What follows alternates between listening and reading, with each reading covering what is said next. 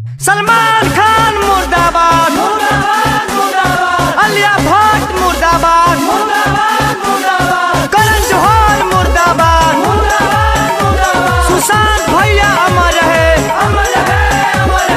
ओखिया के तारा ये कोई सितारा रहे बिहार के शान, जनम हले रेली हलस।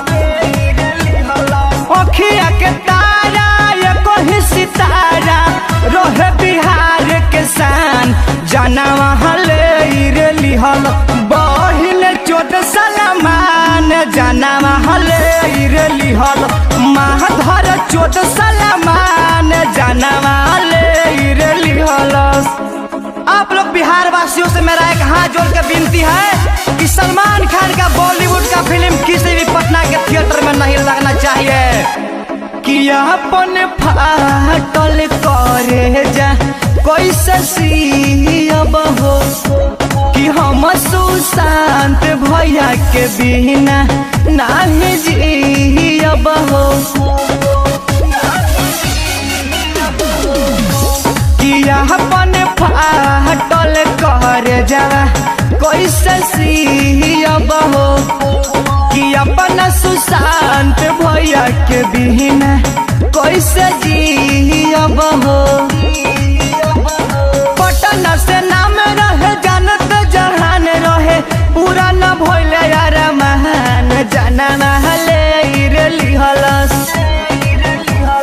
पटना से नाम रहे जानत जहान रहे, पूरा न भइले यार महान, जनम हले रेली हलस। बहिन 14 सलमान जनम हले रेली हलस, आलिया भट्ट सलमान जनम हले रेली हलस। सलमान खान मुर्दाबाद, आलिया भट्ट मुर्दाबाद, करण जौहर मुर्दाबाद, सुशांत भैया अमर है।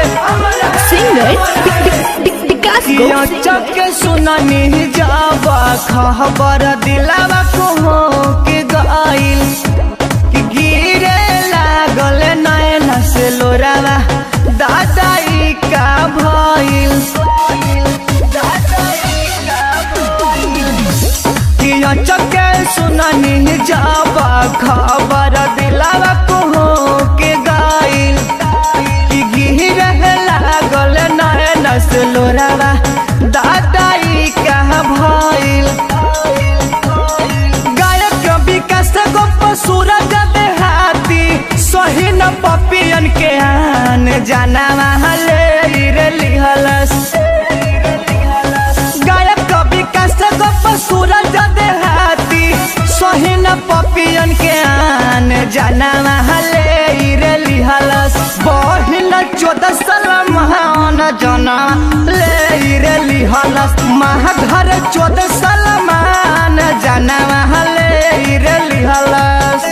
Singer Vikas Gop. Singer